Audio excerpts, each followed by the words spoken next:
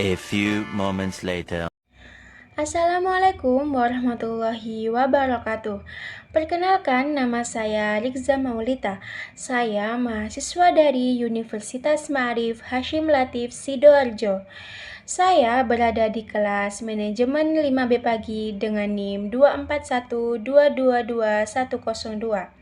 Di sini saya akan menjelaskan jawaban atas soal ujian semester akhir dengan mata kuliah Studi Kelayakan Bisnis. Selamat menonton. Soal yang pertama. PT Jaya Abadi ingin memulai bisnis peternakan ayam di wilayah yang rawan banjir. Mereka melihat peluang besar dari permintaan ayam di wilayah tersebut. Namun, mereka khawatir akan risiko operasional dan juga penyakit ternak yang akan dihadapi. Pertanyaannya adalah yang pertama, identifikasilah risiko utama yang ada pada bisnis ini. Dan pertanyaan yang kedua adalah usulkan strategi mitigasi risiko untuk mengurangi dampak negatif terhadap bisnis ini. Untuk jawaban nomor 1A dengan pertanyaan identifikasilah risiko utama yang akan dialami pada PT Jaya Abadi. Risiko utama yang akan dialami PT Jaya Abadi ketika mereka akan memulai bisnis di wilayah yang rawan banjir. Yang pertama, banjir. Banjir adalah risiko utama kerusakan infrastruktur dan kandang ternak akibat banjir yang dapat merusak fasilitas dan mempengaruhi kelangsungan hidup ayam. Dan yang kedua, penyakit ternak. Lingkungannya lembab dan banjir dapat mempermudah penyebaran penyakit flu burung, cacing, dan infeksi lainnya.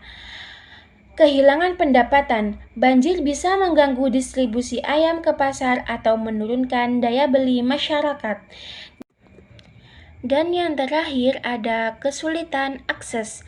Terhambatnya akses menuju lokasi untuk mendapatkan pasokan ayam atau distribusi ayam.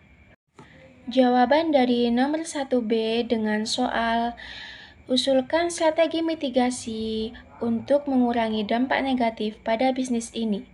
Yang pertama, desain infrastruktur yang tahan banjir. Kita bisa membangun kandang ayam yang lebih tinggi dari permukaan tanah untuk menanggulangi terjadinya kebanjiran pada kandang ayam. Dan kita juga menggunakan material yang tahan terhadap kelembapan yang tinggi. Yang kedua, kita asuransikan. Mengambil pola asuransi untuk kerusakan akibat bencana alam dan penyakit ternak. Selanjutnya ada sistem kesehatan ternak yang ketat. Kita harus menerapkan protokol kesehatan yang ketat untuk mencegah penyebaran penyakit. Dan kita juga harus memiliki dokter hewan dan juga tim kesehatan ternak. Selanjutnya, diversifikasi saluran distribusi. Membangun saluran distribusi alternatif, baik melalui online atau jaringan pasar yang lebih luas, agar kita tidak terlalu bergantung pada pasar lokal yang mungkin terhambat oleh terjadinya banjir. Soal yang kedua. Sebuah perusahaan mempertimbangkan investasi dalam proyek teknologi dengan biaya awal sekitar 500 juta plus.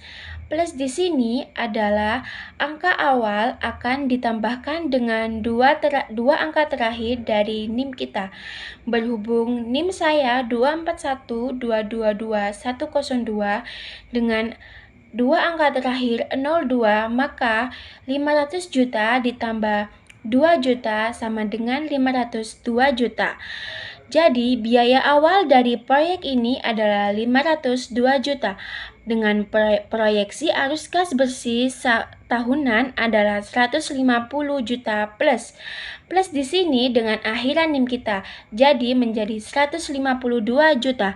Selama 5 tahun, tingkat diskonto yang digunakan adalah 15%. Soal dari studi kasus di atas ada 2, Yang pertama, hitunglah net present value dalam bisnis ini.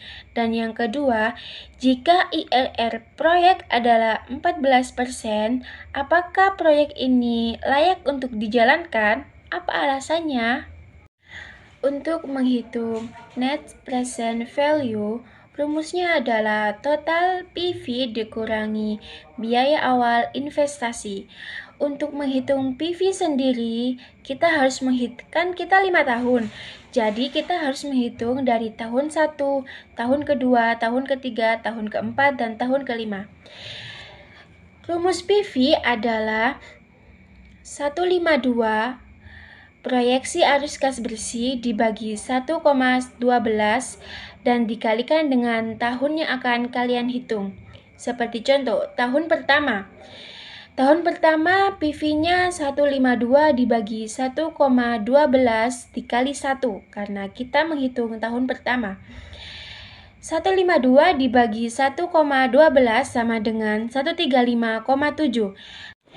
Untuk tahun kedua, 152 dibagi 1,12 dikali 2 sama dengan 152 dibagi 1,2544 sama dengan 121,1. Tahun ketiga dengan PV sama dengan 152 dibagi 1,12 dikali 3 sama dengan 152 dibagi 1,4049 sama dengan 108,1 juta. Tahun keempat dengan PV sama dengan 152 dibagi 1,112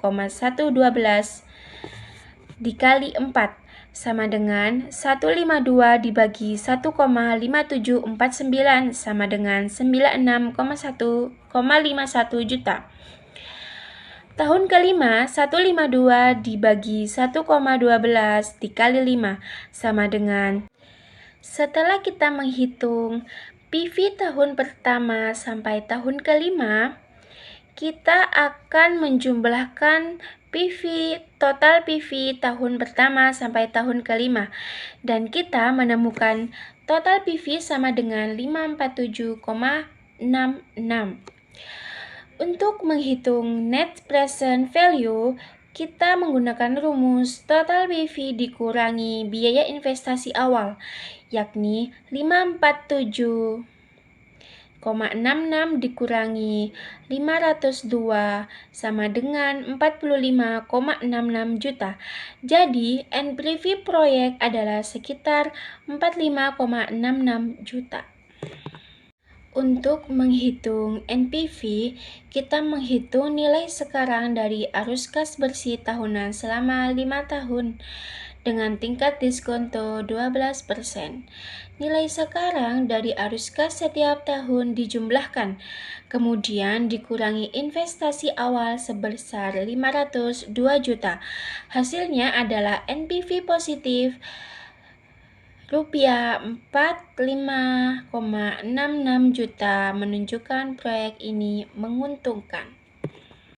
Jawaban untuk nomor 2B. Apakah layak jika IRR proyek ini adalah 14%? IRR proyek adalah 14% yang lebih tinggi dari tingkat diskonto, yakni 12%. Oleh karena itu, proyek ini layak dijalankan karena IRR lebih tinggi dari tingkat diskonto, menunjukkan bahwa proyek ini menghasilkan return yang lebih tinggi daripada biaya modal yang dikeluarkan. Soal yang ketiga, sebuah usaha bakeri membutuhkan investasi awal senilai 102 juta. Dengan pendapatan per bulan 22 juta dan dengan biaya operasional 14 juta. Pertanyaan yang pertama, hitunglah waktu balik modal atau payback period pada bisnis ini. Dan yang kedua, apakah bisnis ini layak dijalankan jika waktu balik modal maksimal yang diharapkan adalah 2 tahun?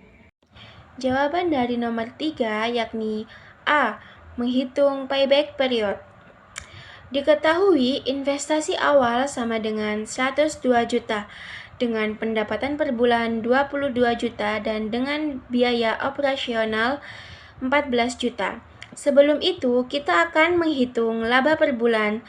Rumus laba per bulan adalah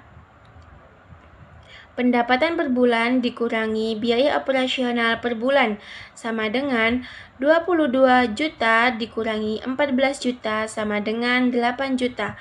Untuk rumus payback period sendiri adalah investasi awal per laba per bulan sama dengan 102 juta per 8 juta sama dengan 12,75 bulan. Jadi, waktu balik modal adalah 1 tahun 1 bulan.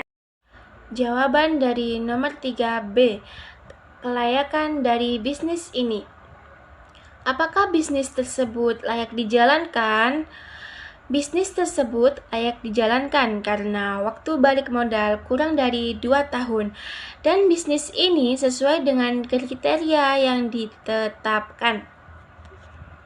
Soal nomor 4.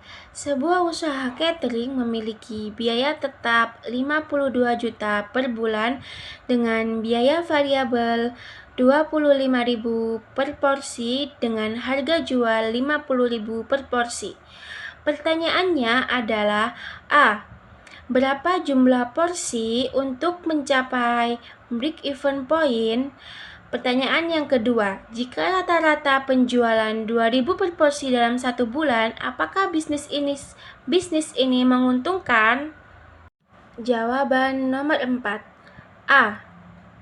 Menghitung break-even point.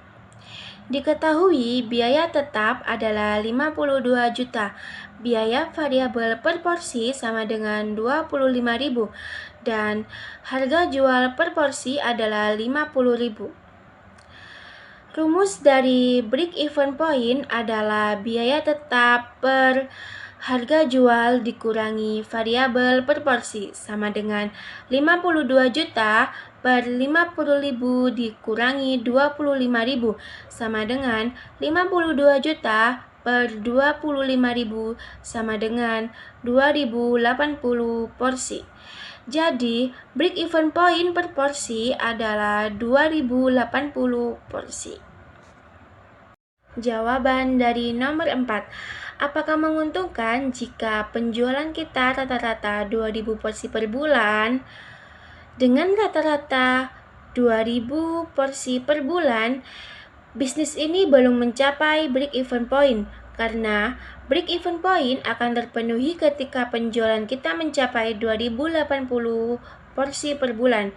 Maka dari itu, bisnis ini belum menguntungkan. Soal nomor 5. Sebuah perusahaan minuman herbal ingin membuka pabrik di luar kota. Mereka memiliki 2 opsi pilihan tempat. Lokasi A dekat dengan pemasok bahan baku tetapi jauh dengan pasar utama. Lokasi B jauh dengan pemasok bahan baku tetapi dekat dengan pasar utama. Pertanyaannya, faktor apa saja yang dipertimbangkan dalam memilih lokasi ini dan berikan rekomendasi keunggulan serta kelemahan pada masing-masing lokasi. Jawaban dari nomor 5. A. Faktor-faktor yang dipertimbangkan. Faktor yang dipertimbangkan dari lokasi A adalah lokasi yang dekat dengan pemasok bahan baku dan jauh dengan pasar utama. Kelebihannya, kita bisa mengurangi biaya transportasi masuk bahan baku dan pasokan bahan baku akan lebih stabil dan lebih terjamin. Untuk kekurangannya, biaya yang digunakan untuk distribusi ke pasar utama akan menjadi lebih tinggi dan juga pengirimannya akan sedikit lebih lama dan juga akan mempengaruhi kesegaran produk.